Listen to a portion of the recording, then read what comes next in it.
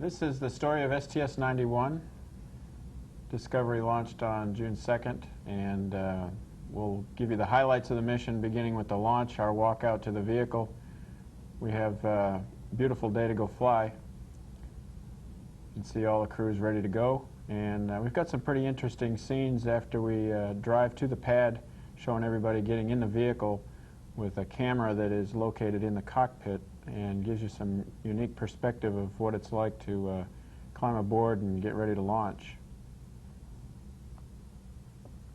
The strap-in happened about 3.5 hours before liftoff, and Charlie, of course, was the first one getting in. We've got some folks helping us from the back of the flight deck. Janet, of course, is here getting dressed with some suit techs, and as everybody got in, it's about a 10 or 15-minute process per person to get the parachute situated and make sure you're comfortable, because we are going to be laying there for quite a long time, and comfort was pretty important. You can see how strange it is to be climbing in with the vehicle in the vertical, and you have to end up on your back in the proper launch configuration here. The camera's moved to the front between Dom and I, looking back, actually looking down, since the vehicle's in the vertical. Janet? Just before launch, they moved the walkway back, and 6 seconds prior to SRB ignition, we have the main engines light. After everything is checked out and the engines are all go, the solid rocket boosters ignite, and we're off on our flight.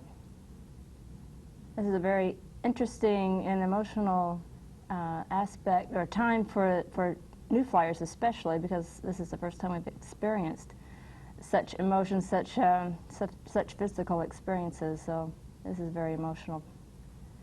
We had a camera that we pointed out the overhead window, and it shows us lifting off, and this would have been our view if we were to tilt our head backwards and look out at the Cape as it rotated underneath us during the roll program.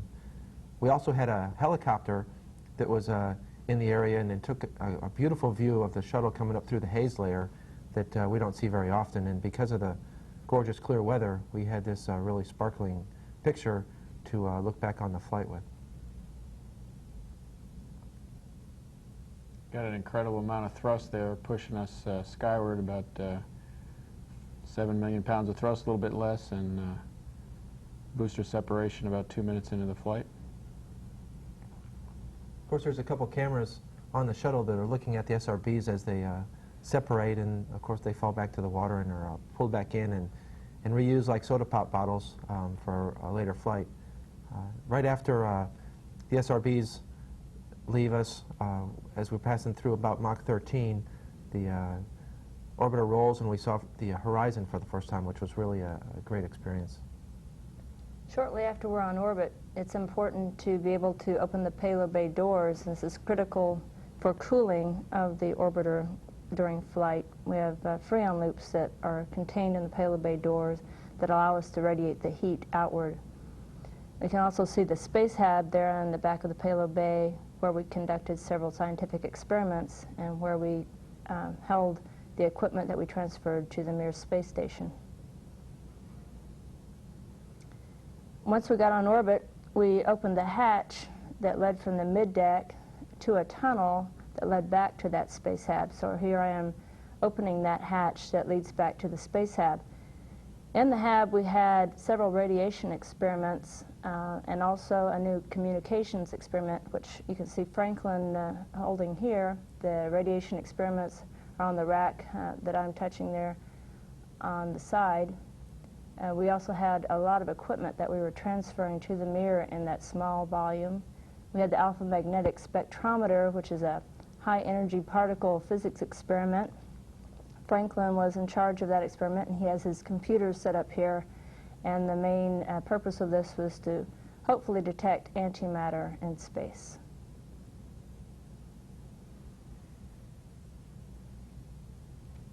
Of course, one of our primary objectives was to rendezvous and dock with the Mir space station and return Andy Thomas from the final increment of Americans being on board the Mir space station as part of Phase 1.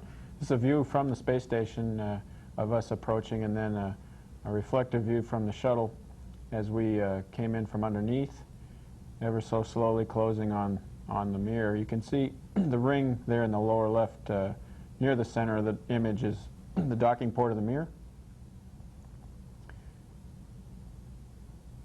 And we have a similar docking port in the shuttle payload bay, which links the two vehicles. This is a target that we use in the final few feet for aligning the two vehicles. We have a camera that views straight up the docking axis and allows us to make sure there's the contact rebound a little bit there. And we have a soft mate followed by some procedures that retract the mechanism into a hard mate. And once we've done some pressure checks, we can then open the hatch, and a pretty joyous moment begins here where we get to shake hands with our colleagues, friends that we haven't seen in several months. And of course, it's a great time for Andy and the Russians, because they're welcoming us on board as you would any guest into your home. And they haven't seen guests in a long time. And Andy's ready to come home. He's really happy. He's had a long, arduous mission, very successful one at that. And it's just a great reunion of friends and enjoying the success of a lot of work in space, especially this crew that was there for so long. To go fly in space for the first time is an incredible experience, but to be able to go inside another space station, as we show here going through the Cristal module, was a wonderful experience for us. We're on our way now to a press conference in the Mir base block, and we can see each person coming down and getting ready to go through the node into that base block module. You can see it's somewhat cramped in there. A lot of the equipment stowed along the walls, making it passable for one or two people at a time. Franklin grabbing at an M&M that was floating on by there. This is the first chance we all got together on the Mir station in the base block. We presented the Mir crew with some fresh vegetables, some fresh foods, and some other tokens, and then we got down to the work of transferring all the thousands of pounds of materials that we had to take from the shuttle. Wendy Lawrence was in charge of this transfer process, which is a very large job. It had, as I said, thousands of pounds of materials that had to be transferred from the shuttle and then back from the Mir to the shuttle, and everything had a place, and it was a very difficult process, making sure we didn't have everything backed up in a very small volume so that we were able to continue the transfer process. Packing away materials is also a very challenging thing to do in zero gravity, but she did a great job in getting all that organized. It seemed like we had just gotten to the Mir when it was time to say goodbye, and we had some gifts from the Mir crew to us and some to them, of course. We had some documents that have the signatures from all the astronauts and cosmonauts that have been involved with the Phase 1 program that we signed. And then you can see the hesitation by the Mir crew to finally close the hatch. They wanted us to stay at SEAM, and we're feeling some sadness to close that hatch for the last time and say goodbye to Andy. Yeah, the last docking mission for the shuttle with the Mir, somewhat nostalgic now looking back on it, that what was a very, very successful program is completed, and we'll be leaping off into the new International Space Station. It was a tremendous leap forward for all of us to be able to take working with the Russians from scratch and learning how to do these complex missions. As a pilot, I was extremely fortunate to be able to fly the shuttle during the undocking and the subsequent fly-around maneuver. As you could see from the previous shots, everyone was crowded into the flight deck, and it was almost like trying to drive a car with 6 or 7 people in the front seat. But we moved away very slowly at only about 0.2 of a foot per second, and we went out to a distance of about 200 feet and started a fly-around. Once we got to a station-keeping position, we had the Mir crew pressurize this Spectre module with a gas that was supposed to be fluorescent against the darkness of space, and with that we would determine where this leak was coming from.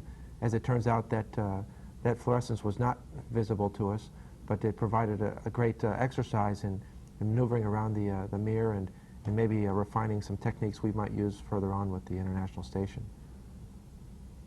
Also, during this fly around, it gave us some beautiful views of the mirror and the moon and the Earth all together, which was very unique. Another thing that we did during our flight was to check out the improved arm, the robotic arm on the shuttle. This arm has been improved to handle the larger masses that will be used for the International Space Station modules. We had the opportunity to undock the arm or unberth the arm during the time we were docked with Mir, and also to take the arm over to the starboard side and look at a port that was leaking some water. We were aware of this problem prior to launch, so during the mission we wanted to take the end effector camera, the camera on the end of the robotic arm, and take it over and look at this port that we knew was leaking to ensure that no large icicle was growing out the side of this port, which could be a danger on the re-entry if it broke off and hit part of the shuttle. Fortunately, there was no icicle seen, just the small ice crystals that you can see at the top of the screen there. So we were able to stow the arm, and we're not forced to have to try to knock an icicle off with the end effector. But this is a great exercise and a great tryout of this new robotic arm. Of course, every sunrise and sunset is beautiful, and since they happen every 45 minutes, one or the other, it's great to see that for us here on Earth. Looking at the Earth is one of our favorite pastimes. None of us can get enough of this, of course, and it's great to be trying to locate favorite places on the Earth, and each of us, where we come from, is among those favorites. This is coming up on Cape Cod, and the shuttle right at the very bottom of the screen is looking about where my hometown is, and we're flying from southwest to northeast. Cape Cod is approaching the center of the screen there now, and this is real-time movement of the orbiter over the Earth. It gives you an idea of how fast it goes by. This is up into Canada, Nova Scotia, and some very rare views of that part of the Earth, because normally there's a lot of cloud cover there. Some views of life on board, just give you an idea of the way we get through our daily activities, sharing some meals together here. This is a galley area, and we prepare our meals and share them, and it's one of the few times when we can sit quietly and think about the day's activities, and exercise also being very important for daily activities. We also did some sort of fun experiments while we were on board. Having a physicist here, we were doing some fluid dynamics experiments, studying water tension, surface tension, and so it's sort of a little time that we had to study things like this. Some fluid mixing here shown with some orange juice and some water coming into contact. Andy had some experiments that he did on Mir, which he transferred to the shuttle. This was an experiment dealing with cancer cells that he's growing to help better study the formation or the growth of cancer tumors, so that hopefully we can develop a medication that will stop the growth of these tumors. We also had a combustion experiment, and Charlie's got the fire extinguisher there ready to put it out if I get out of control with it. But we had a couple of acrylic samples that we burned to study the burn characteristics in zero-G, and you can see that it's great deal different than on Earth, where a flame would appear in sort of a teardrop shape because of the convection due to gravity. And here it burns in more of a 360-degree sphere, and we get some very interesting burn patterns that are being studied on Earth, both for trying to determine how to work with flames on orbit.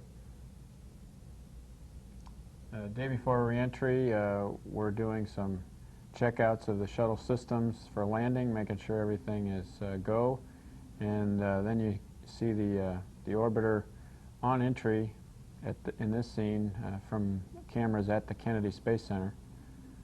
And here you have the view that Dom and I have through the front window with some instrumentation displayed on what we call a head-up display. You have airspeed and altitude information, some glide path information, basic navigation to find the proper approach to the runway. The runway's there at the top center with the long line under the display, and we will continue to line ourselves up. As we get down to about 300 feet, Dom lowers the landing gear and I continue to bring us in over the approach end of the runway. This is a good view from inside here. And we come across the threshold at about 230 knots and aim for a touchdown spot a couple of thousand feet down at 200 knots, and then I begin to lower the nose. This particular day we had a pretty good crosswind, and it was a changing crosswind, so we waited till the nose was on the ground before Dom deployed the drag chute, and that's within the pre-flight determined rules for the use of a drag chute.